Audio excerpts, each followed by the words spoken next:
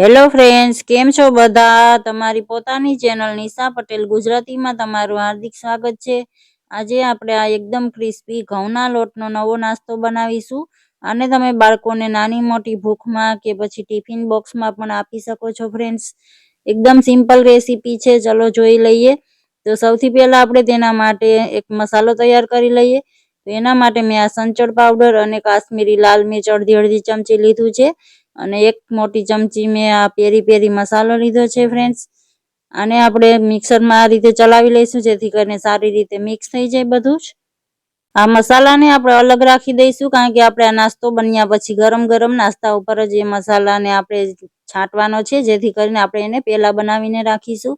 હવે મેં આ 3 મીડિયમ સાઇઝના ટમેટા લીધા છે અને આ રીતે ઉપરનો ડીટીયાવાળો ભાગ કાઢીને રફલી ચોપ કરી લીધા હતા અને આ રીતે મિક્સરમાં મેં એની પ્યુરી બનાવી લીધી છે। અને સારી રીતે આપણે ગાળી લઈશું જેથી કરીને એના બીજ અને છાલનો વગેરે ભાગ હટી જાય।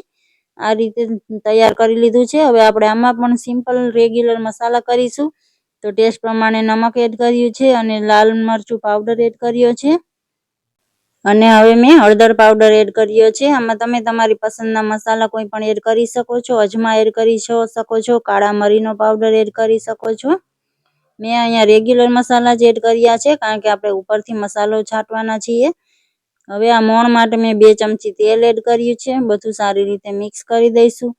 ફ્રેન્ડ્સ, તમે મારી ચેનલને હજુ સુધી સબસ્ક્રાઇબ ન કરી હોય તો પ્લીઝ ચેનલને સબસ્ક્રાઇબ કરી લો અને બેલ આઇકનને પ્રેસ કરી દો જેથી કરીને મારી નવી વિડીયોની નોટિફિકેશન તમને મળતી રહે। હવે આ ઘઉંનો આપણે જે રોટલી બનાવીએ છીએ એ ઝીણો લોટ લીધો છે, મેં 1 કપ લોટ લીધો છે। તો આ રીતે આપણે આમાં એડ કરીશું, થોડો લોટ એડ કરતા જઈશું જરૂર પ્રમાણે। આપણે આનો બહુ સોફ્ટ ઢીલો લોટ નથી બાંધવાનો ફ્રેન્ડ્સ, મીડિયમ સેમી સોફ્ટ આપણે લોટ બાંધીને તૈયાર કરીશું। આ રીતનો લોટ બાંધ્યો છે મેં, તમે જોઈ શકો છો। ઉપરથી પણ 1 ચમચી તેલ એડ કરીને લોટને સારી રીતે કૂણવી લઈશું। હું આજે આ નાસ્તાને અહીંયા કિચન પ્લેટફોર્મ પર જ બનાવવાની છું, તો મેં એના ઉપર જ લોટ લઈ લીધો છે અને સારી રીતે આ રીતે મસળી લીધો છે। હવે આપણે આ નાસ્તાને વણીને તૈયાર કરવાનો છે। તો આ રીતે મોટી સાઈઝનો એક પોર્શન મેં એમાંથી લઈ લીધો છે, એને આ રીતે સારી રીતે મસળીને તૈયાર કરી લીધું છે। હવે આના ઉપર આપણે થોડો કોરો લોટ એડ કરીશું અને પછી આપણે આને વેલણની મદદથી વણીને તૈયાર કરીશું। બને એટલું આપણે આને પાતળું વણવાનું છે ફ્રેન્ડ્સ, જેથી કરીને એકદમ ક્રિસ્પી બનીને તૈયાર થાય આપણો નાસ્તો। આ રીતે કિચન સ્લેબ પર આપણે આને બહુ મોટી સાઈઝમાં વણી શકીએ છીએ જેથી આપણું કામ જલ્દીથી થઈ જાય છે। તો આ તમે જોઈ શકો છો, આ રીતે મેં વણી લીધું છે। હવે આને આપણે એજીસ આ રીતે કટ કરી લઈશું જેથી કરીને એક સમાન એનો શેપ બની જાય। તો આ રીતે ચારે કિનારી મેં કાપી લીધી છે, એને આપણે પાછી લોટમાં મિક્સ કરી લેશું અને વણી લેશું બીજી વખતમાં। હવે આને મેં આ રીતે કટ કર્યું છે અને ફોર્કથી આ રીતે હોલ કરી દીધા છે જેથી કરીને તળતી વખતે આપણો નાસ્તો ફૂલે નહીં। તો હવે આ બધી સ્ટ્રીપને આ રીતે મેં ભેગી કરી લીધી છે જેથી કરીને આપણે કટિંગ કરવામાં આસાની રહે। એક સાથે જ બધો નાસ્તો અને ટ્રાયંગલ શેપમાં મેં આને કટ કર્યો છે। આ રીતે તમે કોઈ પણ શેપમાં આને કટ કરી શકો છો ફ્રેન્ડ્સ। મેં આને નાચોસની જેમ બનાવ્યો છે। તો આ રીતે બધા પીસને આપણે કટ કરી લઈશું અને આ રીતે અલગ કરી દઈશું। હવે તેલ મેં સાઈડમાં ગરમ કરવા માટે મૂકી દીધું હતું, આપણે તેમાં નાસ્તાને એડ કરીશું। મીડિયમ ટુ લો ફ્લેમ પર આપણે એને તળવાનો છે, પણ તેલ સારી રીતે ગરમ હોવું જોઈએ ફ્રેન્ડ્સ।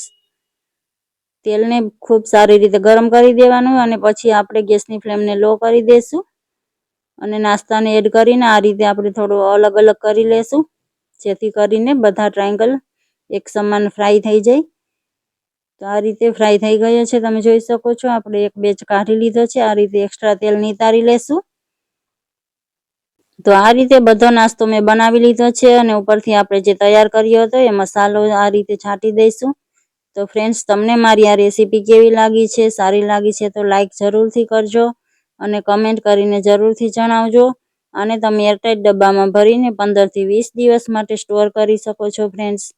તો એકવાર બાળકો માટે આ રેસીપી જરૂરથી બનાવજો અને આ રેસીપીને તમારા ફેમિલી અને ફ્રેન્ડ્સ સાથે શેર જરૂરથી કરજો। મળીએ છીએ આવી જ નવી રેસીપી સાથે। Thank you for watching.